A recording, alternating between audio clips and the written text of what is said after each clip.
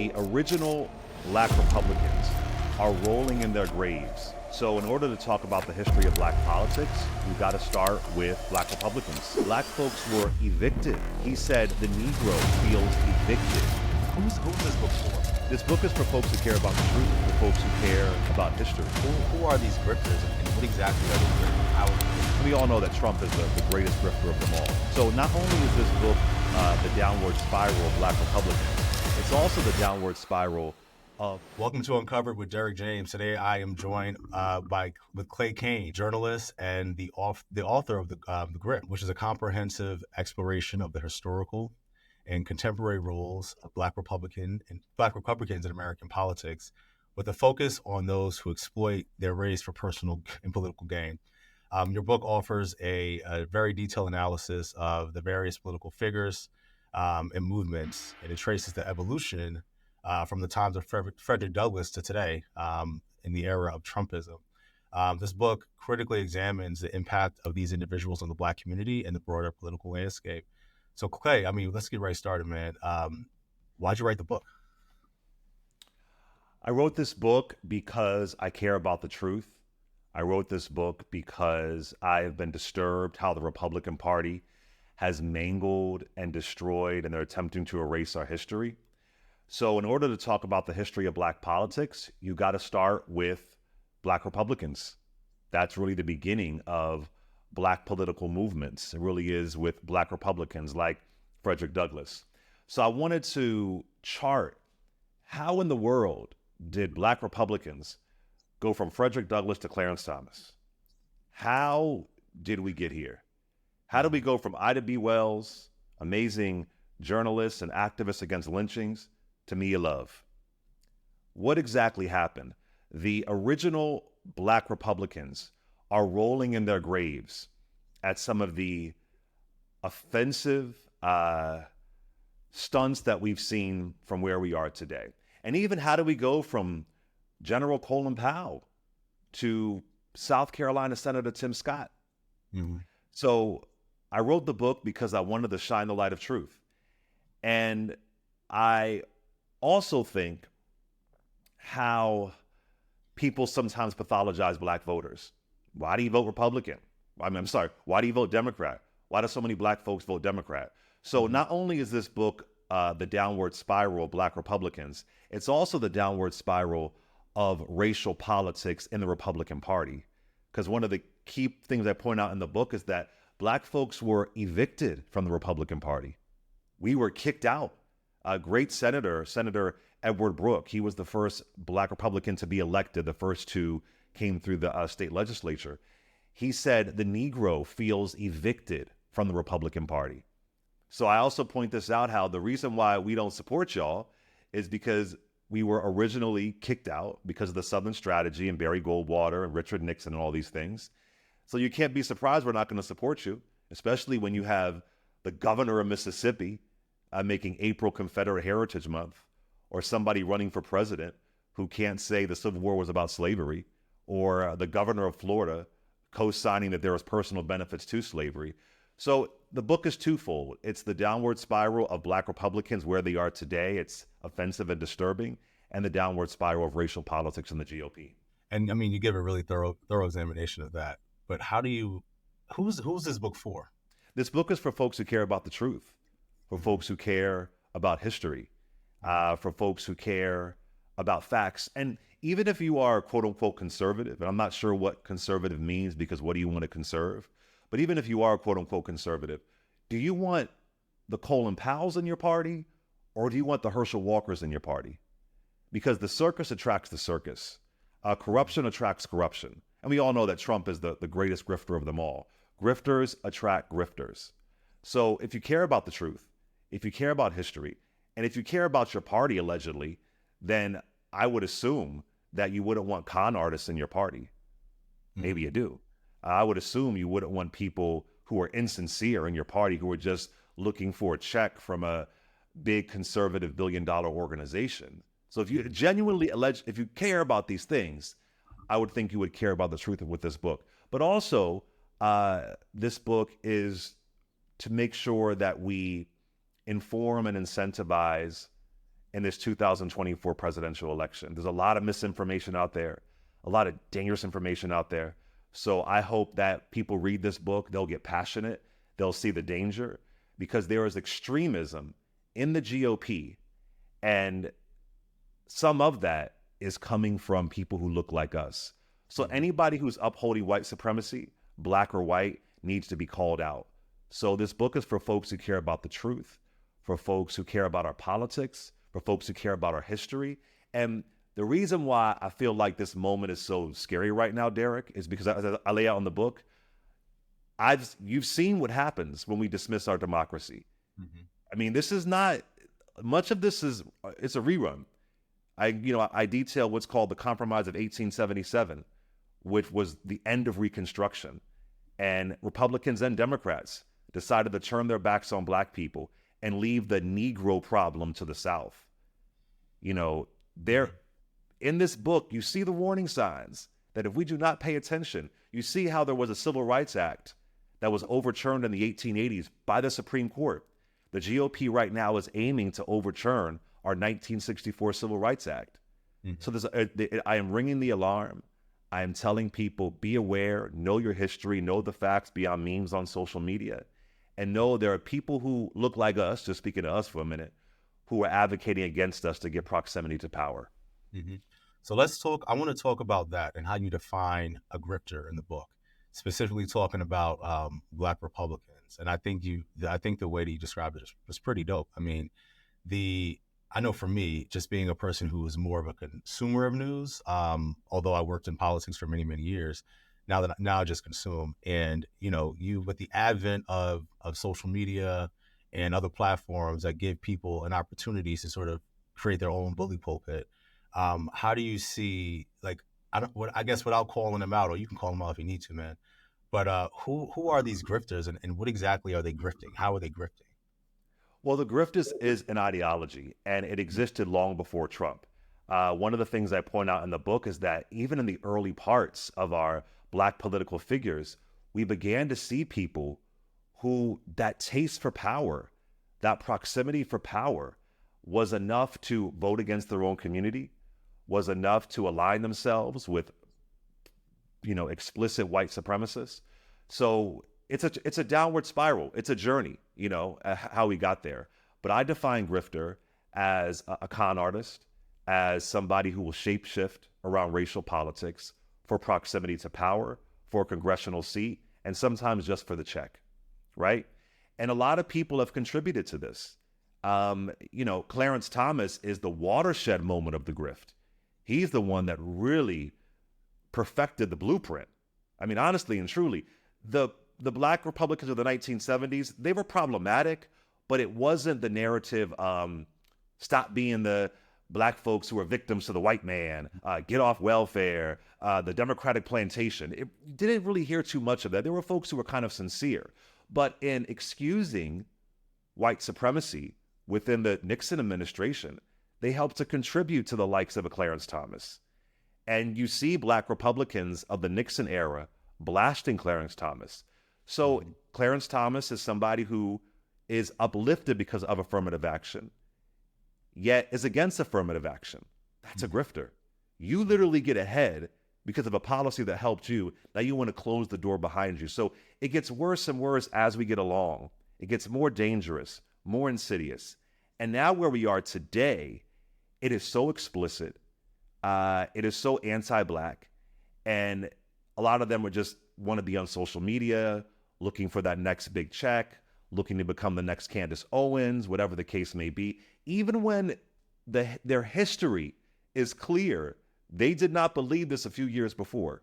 In the intro of my book, I talk about someone that I knew very well who told me he was becoming a Republican because it was good consumerism. This is what he literally told me. Mm-hmm. And so the grift is a con, but it's with Black Republican grifters, it has a legislative impact on Black communities. Mark Robinson in North Carolina right now, he's running for governor of North Carolina. He is the lieutenant governor right now. This man had no political experience, and he was simply on social media saying that Black Panther was created by an agnostic Jew and insulting Michelle Obama. He was popped up on freaking Fox News immediately. And then he won the race for lieutenant governor, beat out other white Republicans. But see, the grift is what you have to also do is make some white folks, not all, feel good about their racism. Well, if Mark Robinson says it, then it can't be racist. If Senator Tim Scott says there's no voting rights issue, well, bet you by golly, wow, then that's the case. Oh, well, if Clarence Thomas says affirmative action isn't needed, they provide racial cover. So it differs for various people, but many of them have contributed to it. And if you didn't contribute to it, then you were kicked out of the party. I mean, Colin Powell leaves the GOP because of its racism and its lies. And so now what we have are clowns on steroids, are people who I'm not even sure they believe what they're saying, but they know it'll get them access to power. It'll get them money. And maybe eventually they'll go on the apology tour like Omarosa or Stacey Dash. So there's that too.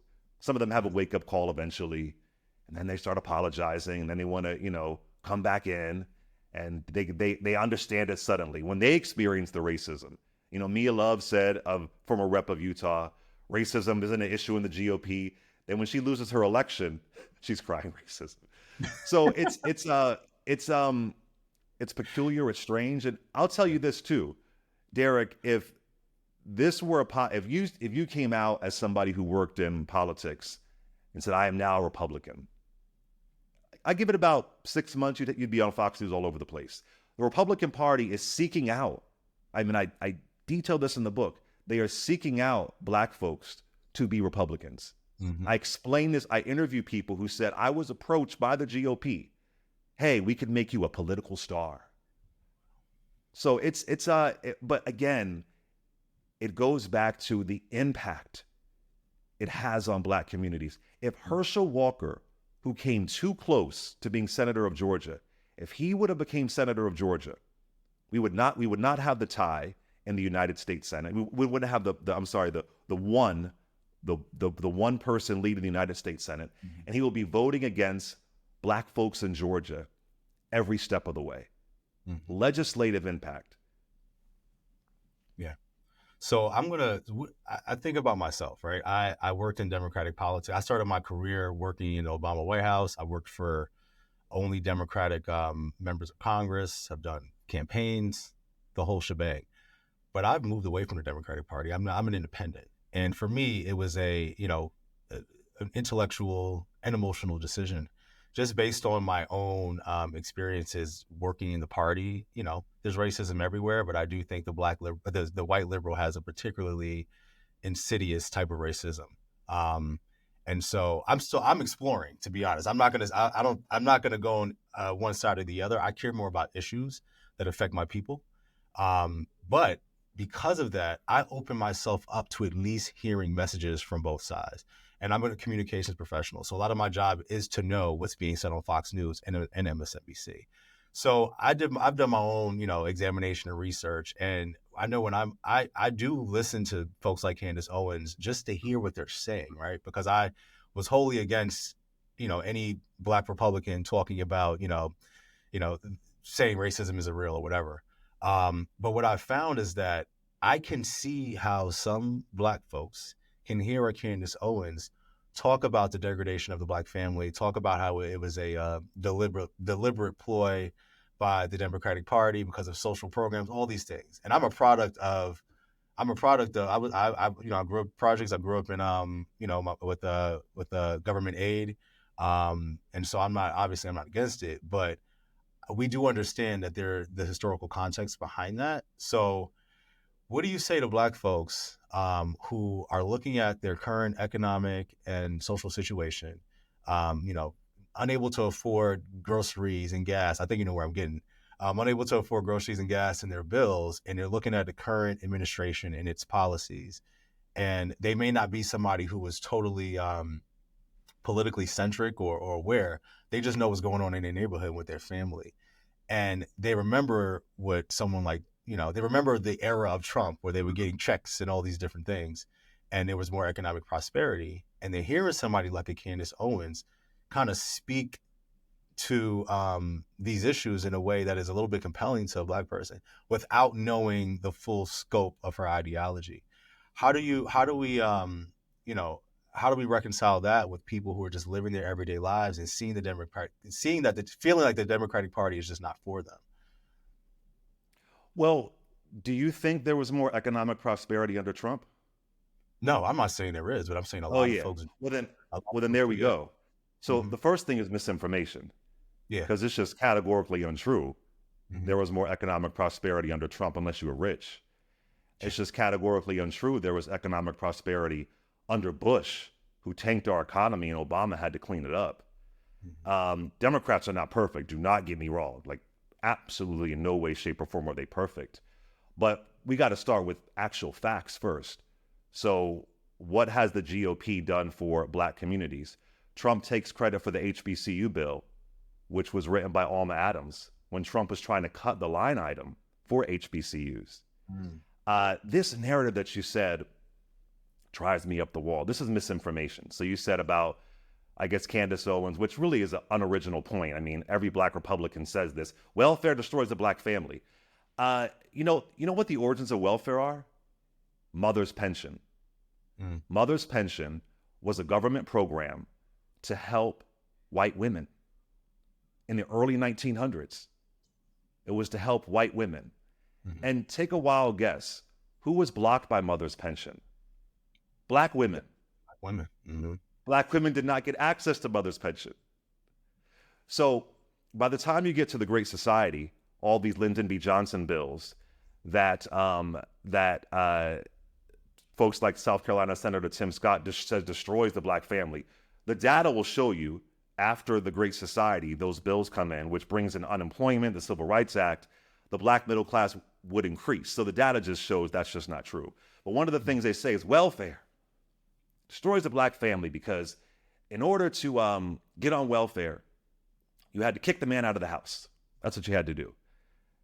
That was struck down by the Supreme Court via a Black woman by the late 1960s. Mm. A Black woman struck that down, saying that I'm being blocked because she divorced and she had a partner, and then they were saying you can't get access to any kind of social services, and that was struck down. So this whole idea that what hurts the Black community are unfair wages, are the racial wealth gap, would be hiring practices. So this idea that social services is degrading the Black family when the majority of folks on welfare are white. I cannot stand when they make welfare a Black issue. Welfare is a poverty issue. And I was born and raised on welfare. So a lot of this is just misinformation. But let me be clear. Let me be clear. I could write a whole book about Democrats. Okay. So I really want to be clear with you. This book is about Black Republicans, right? So I could write a whole book about Democrats. The Democratic Party, the reason why they have evolved is because Black folks made them evolve. That's why they evolved. The Democratic Party, when I was younger, I mean, not much to write home about. You know what I'm saying? Yeah. Obama completely changed the Democratic Party. In the book, I call it post-Obama Democrats, right? So what I want us to do, Derrick, I want us to vote out these old guard Democrats who are doing nothing, who do not care about us. I want us to take over the Democratic Party where we have our power, the way the Tea Party took over the GOP, the way the MAGA Party has taken over the GOP. See, when they get upset, they say, let's vote more. Yeah. I want us to have more Malcolm Kenyattas, Chevron Jones, some of these names folks may not know, Ayanna Presley's, Cori Bush. I want us to have more of them. So the idea is like, I'm not going to vote. I mean, you have one party who has deeply anti-Black policies. You have another party where we have the power to push them in the right direction. And you've seen some success with that. You've seen under the Biden-Harris administration that you've had Black businesses doubling access to federal contracts. You see the child income tax credit, slashing Black poverty among children in half. It would skyrocket because Republicans cut it. You see more Black judges being appointed to a federal bench. than all presidents combined. And federal judges impact civil rights, they impact voting rights, and so on. So I am not saying Democrats are perfect, but what I don't want us to get into is believing misinformation that comes from folks like Candace Owens and Byron Donalds. I mean, Candace Owens said, this is in my book, and I only have one paragraph on her. This is not the Candace Owens book. She's not that much of a factor. But she said the NRA was a civil rights group designed to protect black folks from the KKK.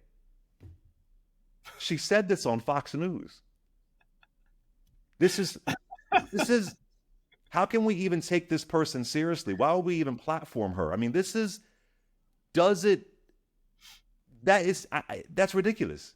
Yeah. Like literally, she said the NAACP is the worst group for black people, yet they helped her win a lawsuit when she was in high school for over $30,000. Really? That is the epitome of a grift. They literally helped you win a lawsuit when you were in high school in Connecticut, over $30,000. I spoke to the man who helped her win this lawsuit, but he didn't want to talk on the record. I mean, this is what I'm talking about. You are helped and assisted. Now this group, this policy is somehow the devil. And I think what really happens is that folks like her, they push out actual black Republicans who really do care about black folks. I don't agree with Michael Steele's policy, but he wasn't shaming black Democrats. He understood why black folks, Michael Steele, former RNC chair, why they weren't supporting the Republican Party. The Republican Party has never atoned for their sins against black people. And they won't even admit it. They'll just say, Lincoln freed the slaves. Why don't you, Lincoln, the party of Lincoln. Mm-hmm. And mind you, Lincoln is no gem either. Mm-hmm. So for black folks who are frustrated with Democrats, I hear you. So am I. I'm on radio 5 days a week, 3 hours a day. I say we hold them accountable and we vote them out. And that said, we also have to be able to celebrate our wins. I think it's easy to be contrarian. It's easy to critique. But sometimes we have to be aware. And I know when something good happens, it's not headline news. But I will tell you, Derrick, on my show, 3 hours a day, 5 days a week, I have had so many folks called in and said, I had $100,000 in student loan forgiveness. Dropped. $50,000, much of which was just interest, mind you. Mm-hmm. They said, no one's talking about this. My life has been changed. I'm not spending $400 a month on this student loan bill. And you brought up Trump giving out checks during the pandemic. I mean, Democrats had to fight to increase that amount. Then he held the checks, the two, because there were others given to under the Biden administration, because he wanted his signature on it. Mm-hmm. I mean, let's hold people accountable, but if we're going to hold folks accountable, let's focus on correct information, not propaganda. Understand what the grift is. And do these people really care about you, or do they know it'll make them go viral and they can get a speaking tour with a conservative organization? Because it is a much shorter line to political attention if you are a black Republican. If you're a black Democrat who believes in policies for black folks and holding Democrats accountable, it's a longer line. And there are people who will just do this to get ahead. So that's what I say. I mean, I hear you, but we have to know facts and information and do a simple Google search. One more thing. This is really important to me, Derrick. I don't know if you own property, but the PAVE action plan, no one's talking about this. Yeah. This combats racism in home appraisals. I just bought a place a couple years ago. It was terrible what I was going through. I mean, these are the things. It's weird, like Democrats, we sometimes have an issue celebrating our wins. And let's critique them when we should, but let's not critique them based on misinformation. And let's hold them accountable. And if you don't like them, vote them out. Don't not vote. Vote them out. Mm-hmm. And I think that's why, honestly, this is why your book is important. I think that, if I were I sent you a video actually yesterday. I don't know if you had a chance to look at it, but it was a video that Trump posted, and it was a bunch of interviews, street interviews. I think they might have been in the Bronx, New York, talking to a bunch of people of color about Biden, and uh, essentially they were endorsing Trump because of bad democratic policies. They say, right?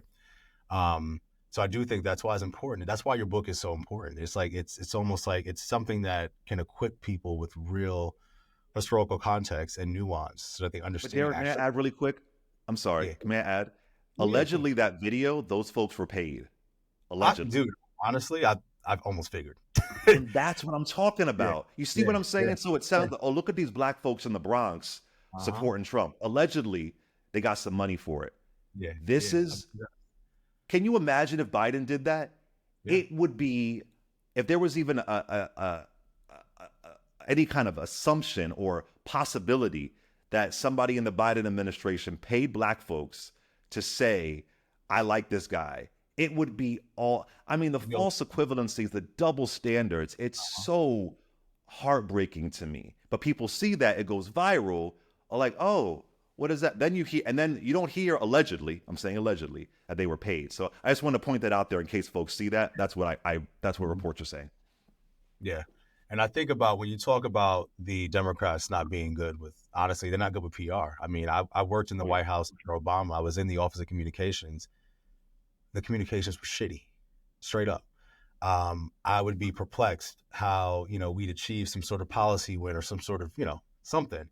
And we just didn't disseminate it in the right way to the right people because we didn't talk to the right people. And I think that I would say that the Democratic Party has a problem with actually speaking to the people that they're actually trying to impact. That's my opinion. I work for a lot of I've done work with a lot of nonprofits, have organized rallies and different things around the country, and I constantly have to tell white Democrats, hey, you can't just come into this neighborhood and do this thing without engaging with the local community organizers, right? So I think there's this weird fundamental thing that some folks have that they're serving black people without actually asking them if they need to be served and asking for their input, right? So that's my issue generally with Democrats in general, white Sure. Democrats in general. But um, yeah, man, I think that what's happening is really dangerous. I think that talking not to I don't want to harbor on Candace Owens or any particular black Republican, but the folks who are most prominent, I call them, black Republican influencers. They're the folks who are, they're most prominent they have the loudest voices. And I think that what their message is essentially saying telling black people to wake up, right? And I think that is a very simplistic message. And given what's happening now with the economy and different things, I think it's a very easy message to disseminate that resonates with people. So I think it's very dangerous. And that's why I think your book is so, so important. But how do you think the Democratic Party, like, what can they do to ensure, like, that black people in particular understand the numerous policies that are being executed in order to help us rise up? You know, Derek, I struggle with this. You're right. Messaging is important. Absolutely. The GOP has a different message because their message is basically otherism. I don't know Mm-hmm. what their policies are. Outside of immigration, I don't know what their policy is. I don't know what their policy is for healthcare. I don't know what their policy is for labor unions. Well, I guess and labor unions. I don't know what their education policy. They don't have policies. I don't know what the GOP. I don't even think the GOP. I don't think they released even like a public plan. So here's the thing. It's easier to sell bad. It's easier to sell a lie. That's clickbait. That works. You know.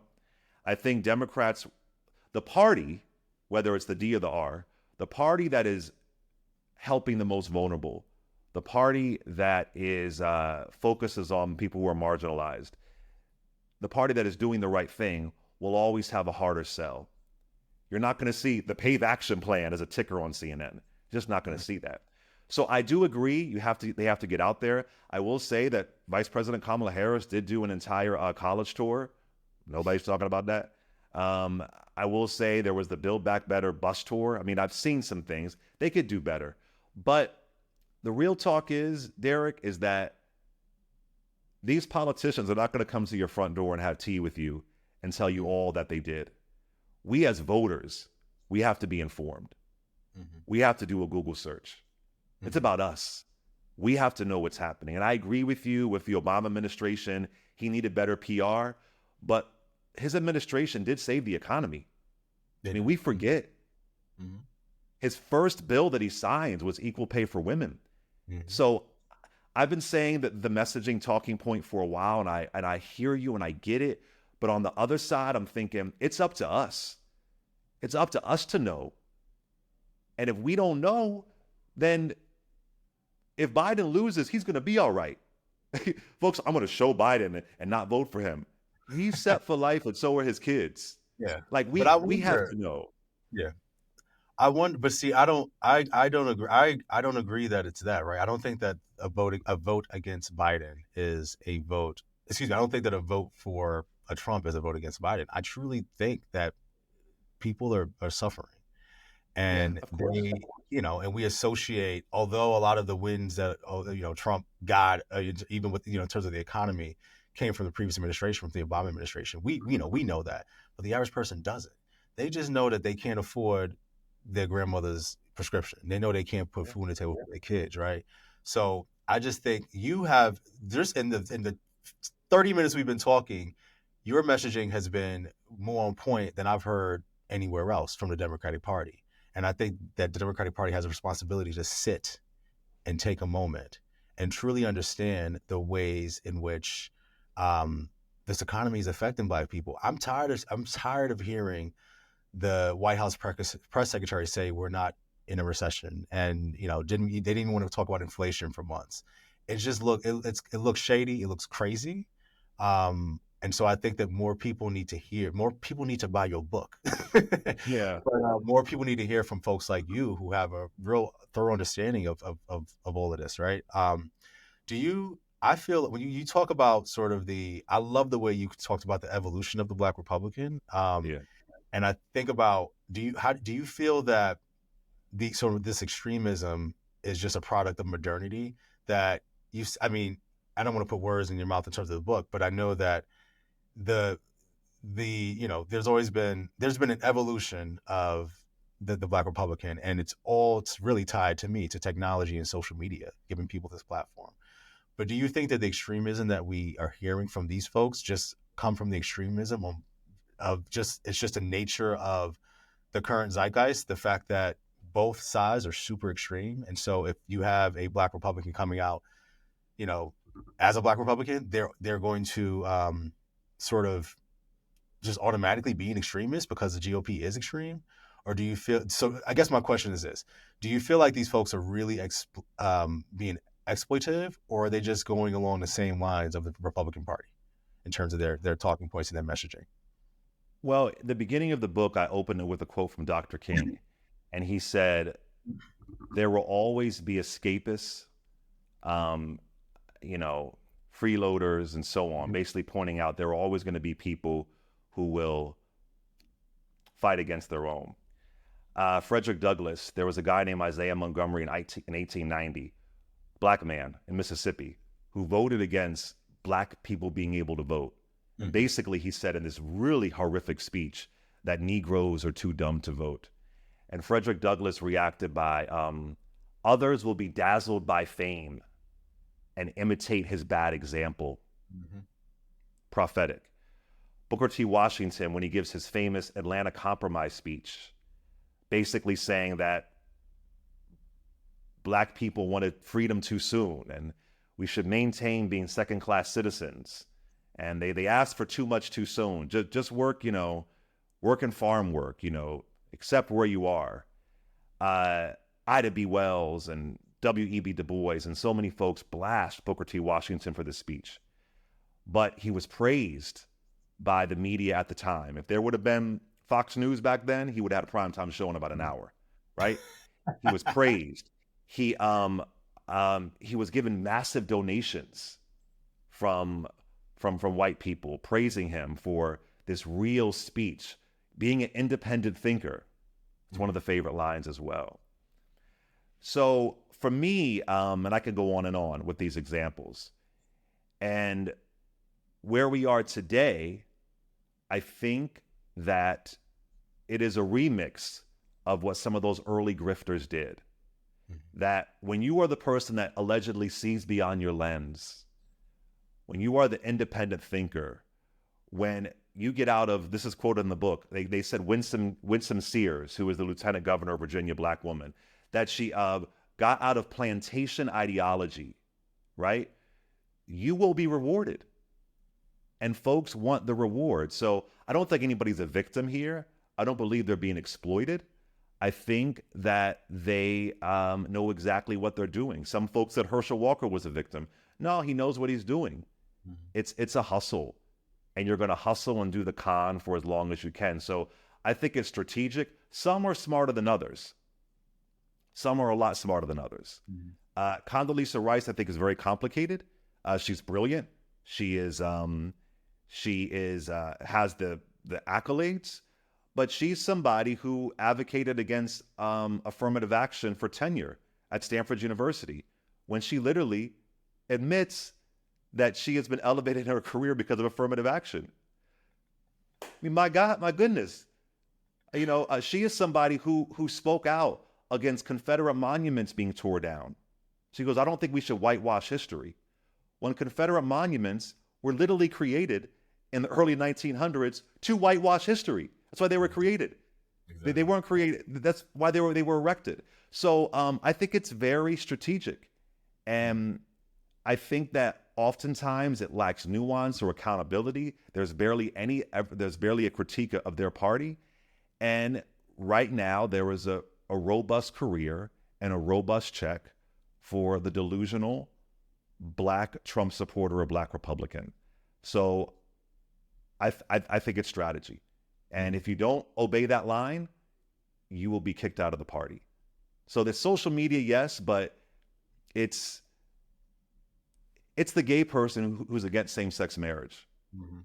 It's the undocumented immigrant who came here undocumented. Now they're here legally, but they're against quote unquote folks being here undocumented.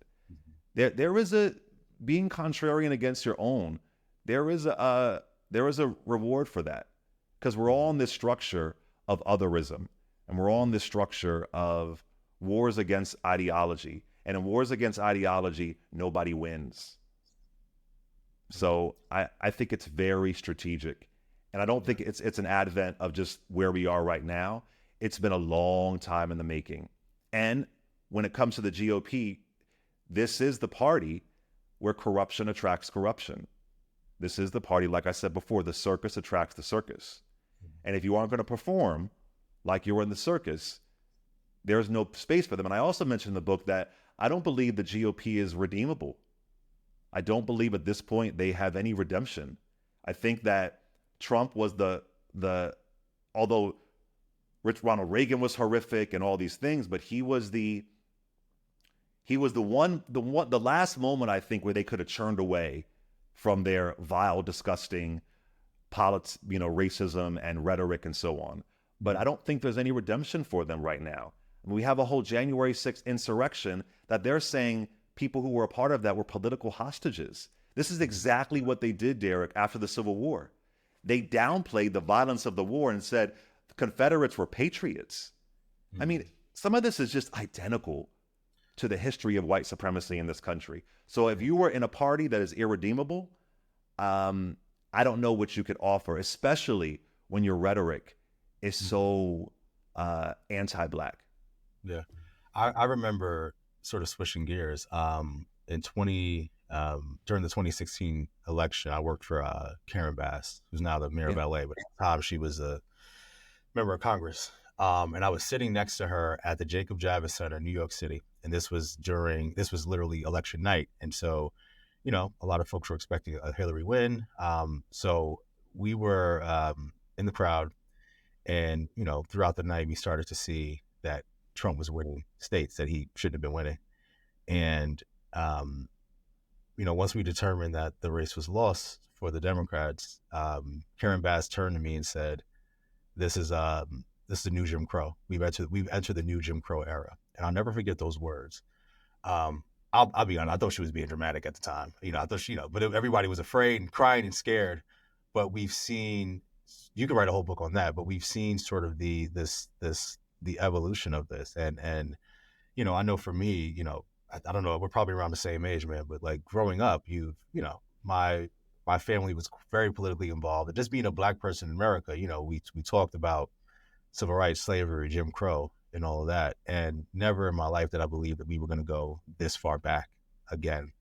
So with that being said, like, what do you see with in the current track we are now, looking at the GOP, saying they're irredeemable? Where do, can it get worse than what it already is? Oh, yes. Okay. Oh, brother, it can get worse. Mhm. Oh my gosh. I mean, look at Germany. Before the Nazi party got in power, Germany was a thriving country. Mhm. They were technology advanced. I mean, absolutely. And one of the big mistakes of that era of 1930s Germany, the Communist Party said that the Nazi Party and I think it was the Democratic Socialists, Yeah. that they were the same thing. There's no difference. The lesser of the two evils. There's no difference between the Nazis and the other party. The Communist Party kept saying this. Noam Chomsky broke this down. We see how that turned out. There was a big difference. There was an extreme difference. And that's one of the stunts, too, to make you believe, oh, they're very similar. Yes, it can get worse.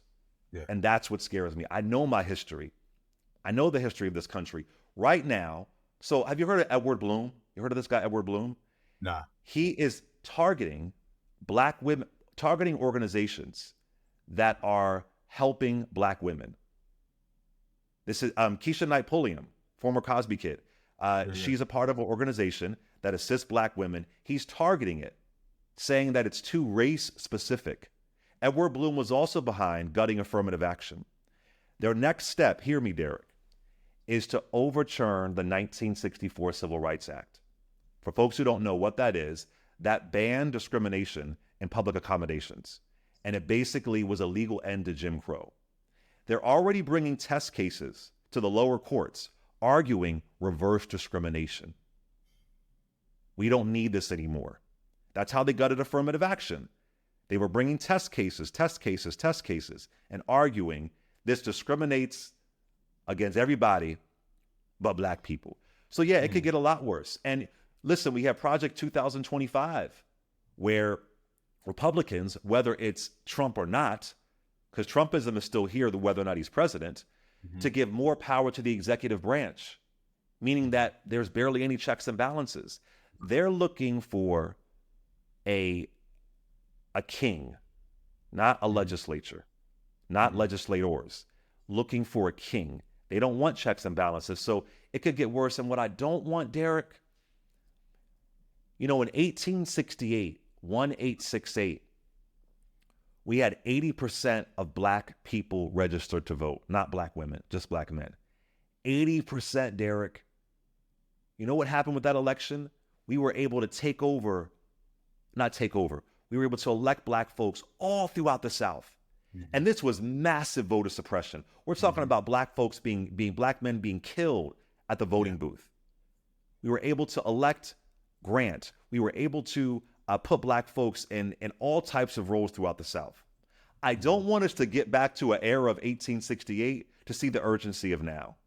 If we just had 70% voter turnout, 75% voter turnout, we could have significant power.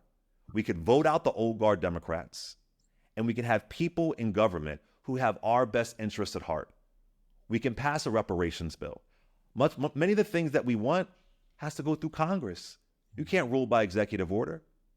So my fear is that people don't get it, people downplay it, and then we get to a space where you're forced to get it. The last time we had high youth engagement at the voting booth was during Vietnam. Why? Because young folks are being drafted to fight in Vietnam. And young folks got so involved, I think it was by 1971 or 73, they managed to lower the voting age from 21 to 18 because they wanted to vote. Like this book, I am ringing the alarm that the GOP right now is irredeemable. The Democratic Party needs to be fixed. But the only way that we can do that, I know it sounds trite, I know folks are tired of hearing it, is if we vote collectively. You think about Gary Chambers in Louisiana who ran for Senate. He should have won. Yeah. Val Demings in Florida should have won. Like we didn't have these candidates when you and I were younger, Derrick. There was no Gary Chambers S. There was no Chris Jones in Arkansas. We have some good candidates now, and they're not winning. There's voter suppression, but there's also voter turnout. Yeah. And yeah, sorry, brother, but yeah, it can get worse. It can get worse. But man, I think about 2024, and I think that one of the things that were, if anything, Trump's presidency brought to the forefront a lot of the ways in which government works, right?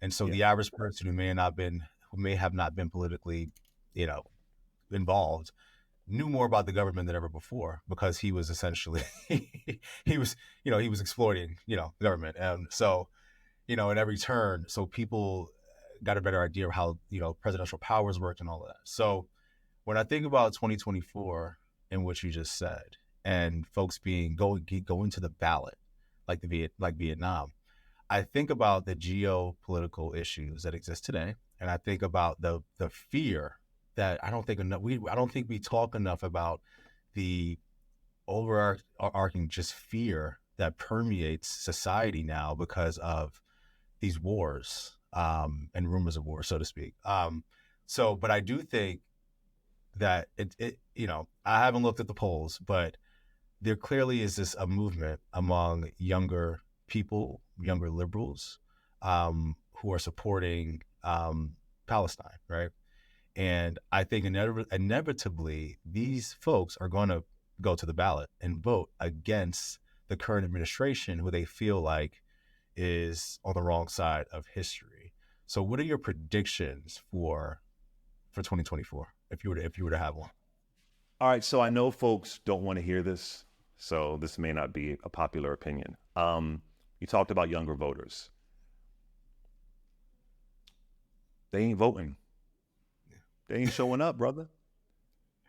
I mean, youth voter turnout is like in the 30s. The midterms, they ain't voting. And I'm not saying we don't invest in younger voters. I'm not saying we don't try to get younger voters. I'm not saying that at all. I mean, when you and I were younger, what was it, Rock the Vote? Yeah. Early 2000s, Vote or Die. Yeah. I mean, we've been begging young folks to vote for years. And I was a young, dumb person who didn't vote. I was that person.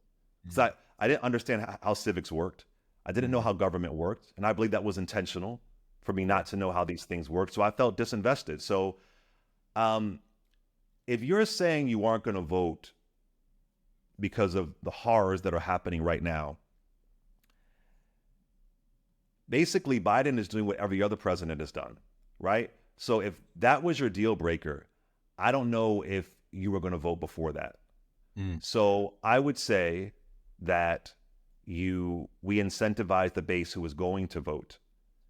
I would say we work with people who understand what's at stake, and we can try to educate. But what's the phrase? You can only bring a horse to water. You can't make him drink. Yeah. I mean, yeah. It couldn't be clearer, Derrick. It couldn't be clearer, the stark differences.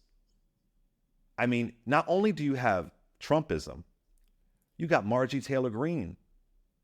You got Lauren Boebert. I mean, you got Lindsey Graham. You got Mitch McConnell, what Mitch McConnell did to the Supreme Court is egregious. Like, I say we do the outreach, we try.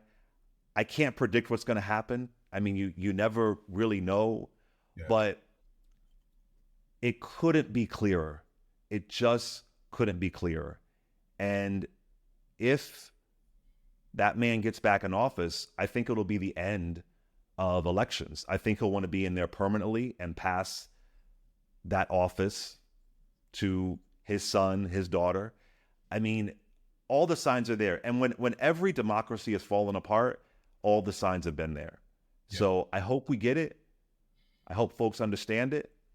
I don't know if the youth vote is going to swing the election. I don't know. This is about all of us collectively. So I hope we get it. Yes. I mean, back in 2016, I worked in a congressional office for a Democrat, and I was very unpopular because my the member I was working for was a surrogate for Hillary. So I was on the right side, but I was reading the tea leaves, and I predicted that Trump was going to win for many, many reasons. Because of the use of social media, the way he was galvanizing an anti sort of democratic base, the way that the larger global anti-globalist stance that the world was going, and that he was sort of playing into that, and he won. I believe that when I say young people, I guess I'm counting myself as young, under 40, right? So people who Well, are, I'm sorry, I was thinking under 30. I was thinking under yeah, 30. I'm sorry. I should have, yeah. And I think because we're looking at the lion's share of people who are supporting Palestine, they're, between 30 and 40. I mean, I think the majority of folks between 30 and 40 are supporting Palestine and against what Israel's doing. I believe, man, that we, in the past, people were galvanized to vote mostly because of domestic, I'll say in the recent past, because of domestic issues, right? And now I think you have this this voting block of people who are relatively young, between 20 and 40, who are more engaged because of what's happening in Palestine. And so far, all they've been able to do is march, maybe write their, I don't know, their member of Congress or whatever, and post on social media. I think that this 2024 election is for them the call to action for them to actually make to sort of get the U.S. out of this conflict. And I think, when you hear Trump's message, I mean, I don't know if he's explicitly said he would pull the U.S. out and not support Israel. Oh no, he did not say that at all. He didn't say He's that, right? But he but would I be even think worse. you're worse, right? But I think that folks, unfortunately, don't know that. I think that they believe that a vote against Biden is a vote for the support of these subjugated peoples. And that's my fear, is that people are going to show up to the polls and because of a visceral reaction to the current administration's policies around Israel. And I fear that that's going to result, I'm not going to say I fear, I'm going to stay neutral in this, but I think that that's going to result in more people going to the polls voting for Republicans in general. I I could mean, be I don't totally, know if they look at the GOP policy. It's yeah. it's not pro-Palestine at all. It's not I mean, pro, but what it is, it's anti-interventionalist, right? That's what it is. And I think that people can mix up the messages and believe that, I think that it's very easy for people to mix the messages up. They sort of the anti-interventionalist and saying we need to stay out of these sorts of wars, with believing that but wait, Derrick, the GOP they want to fund Israel. I mean, all the money that's going to Israel, it has to go through Congress. And Speaker Mike Johnson, he's all about it. Give as much money to Israel as possible. It appears that they, I mean, listen, someone told me this. I don't know how true this is. Great guy comes on my show named Victor Lagrune. He said, even if for some reason the Biden-Harris administration pulled out of Israel completely, which they really can't do, there isn't an option to do that. This is not how civics works. But even if they did, one thing he did say, I don't know how true this is, he said it'll be political suicide. Yeah. He said, you think, I mean, it would just, it will be the biggest controversy. It will be political suicide. So, listen, I don't know. I could be wrong, but I don't know if this will be the tipping point in November. I just don't know. These things move quickly. I can recall when folks said the way Biden handled Afghanistan, the pullout, that would destroy him for the midterms. It didn't. I don't know. I don't know where we're going to be in November. I hope folks get the urgency of now.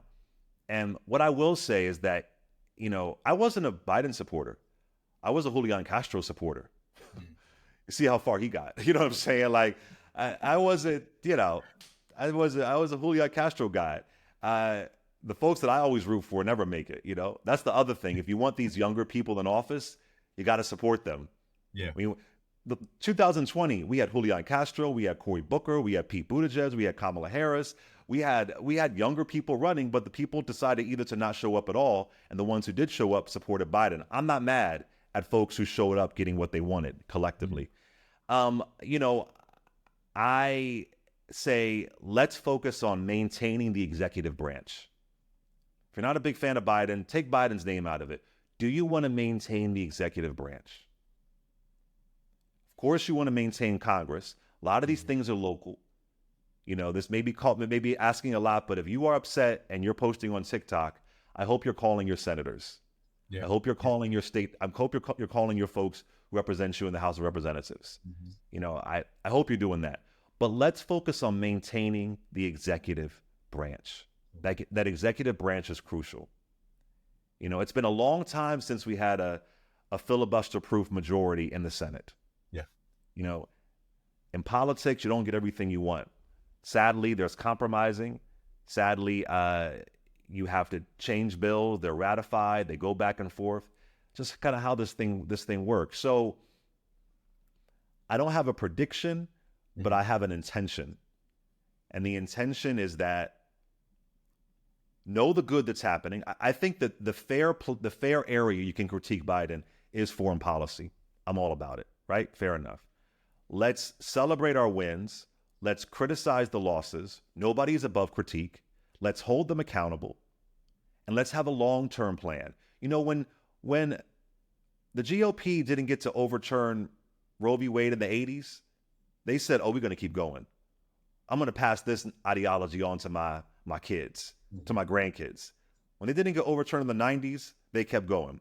2000s kept going. 2010s, they kept going. We have to think of the long game. Yeah. If the long game is eventually to get us out of being involved with Israel, then that's a long game. A very much long game. Because it's been 1948, you know what I'm saying? And you got to vote in people. I guess you want to vote in folks who feel more like Ilhan Omar, right? Yeah. But it still is, if you don't do politics, politics will do you. So, man, I don't have a prediction, but I do know that this country is not perfect. There is still massive wealth inequality. There is still poverty. But I feel like we're better off than we were this time 4 years ago. Oh my gosh. January 2020, COVID was about to hit. And although Trump didn't create COVID, the chaos around COVID made things worse. Absolutely. I feel like we're better off. And that to me, and you were saying earlier about you're upset that Corinne Jean-Pierre says we're not in a recession. And I hear you, but I think what I struggle with is that all we allegedly have are these numbers. And the numbers say we're not in a recession. Now, when the numbers say that for Republicans, they celebrate it, right? The numbers say we have historic low Black unemployment. Not saying all Black folks are employed, but these are what the numbers and the data say. So I think you have to say, here's what the numbers are, but here's the work we have to do to get better.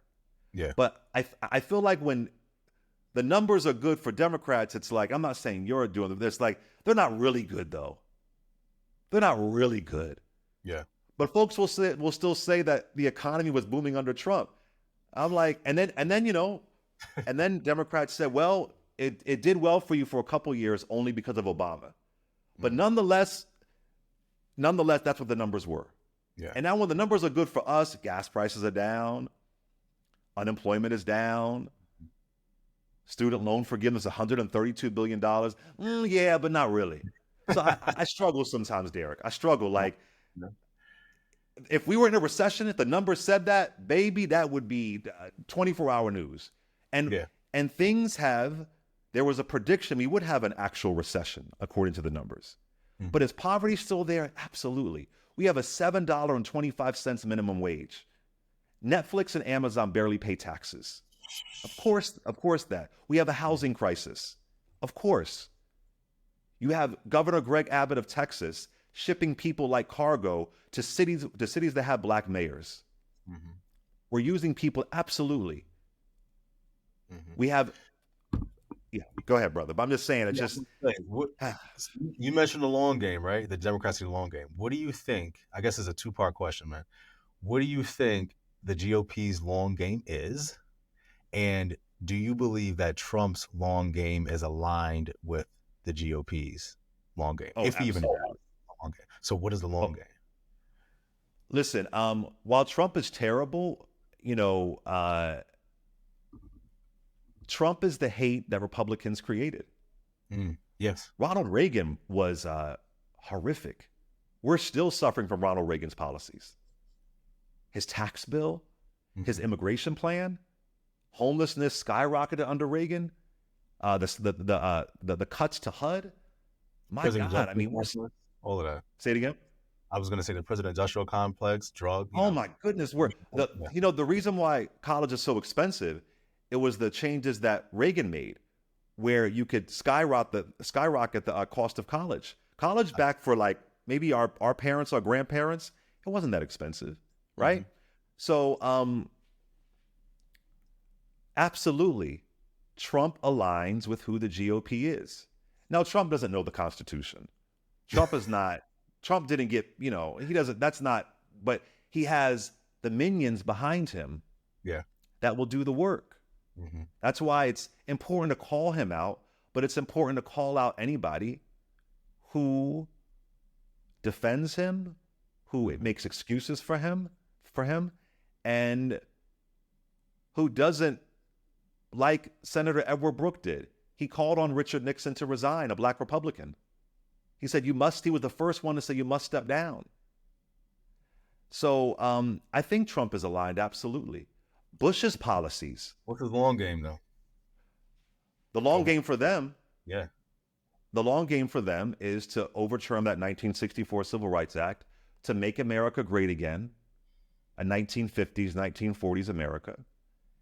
It is to ensure some folks believe they're losing their power. It is to ensure their diaphanous power. It is Christian nationalism. It is to make sure that people like you and I don't have the voices that we have. I mean, they're telling us in plain sight. Their war on DEI a few years ago was critical race theory, quote unquote wokeism. Yeah. I think the long game is white nationalism. And let me be clear, that not only impacts Black folks, it impacts white folks too, because poor white folks lose in that as well. It is to end public education, all charter schools. It is to end Social Security. I know they try and be vague about it, but that's what it appears they want to do. It's, if you are poor, you deserve to be there. You're lazy, you're shiftless, get a job. It's pull yourself up by your bootstraps, and if you don't, you should suffer. Yeah. And if there was a different long game, it's also having the government in your doctor's office, right? So if there was a different long game, show me. What's their policy for wealth inequality? What's their policy for the outlandish cost of prescription drugs? Let's not forget the Biden-Harris administration capping insulin at $35. That's freaking huge. Nobody talks about that. That's huge. And listen, what did Kevin McCarthy say recently? Kevin McCarthy said, Kevin McCarthy, who I do not like, he said, when you look at the Republican Party, it looks like a country club. When you look at the Democratic Party, it looks like America. Kevin McCarthy said it. Wow. So, and of course, once he's out of office, whatever, once he says he's resigning. So, man, I think it's clear what they want. For some reason, they're threatened by certain people. And what's really sad about this, Derrick, is that I always say this, that we as Black folks, we're not as wedded to the Democratic Party as people think. Yeah. Because the largest voting bloc is the non-voter. If the Republican Party would have many decades ago really began to craft policies that weren't built in the Southern Strategy or the Willie Horton ad, which is a famously racist ad that helped Bush win his election in 1988, if they would have actually made policies that help Black folks, we would have a much different political conversation. But Dr. King warned us. He said, I'm afraid of the GOP becoming the white man's party. They don't want to craft policies for people because they feel like it'll hurt their base, which is unfortunate. Yeah.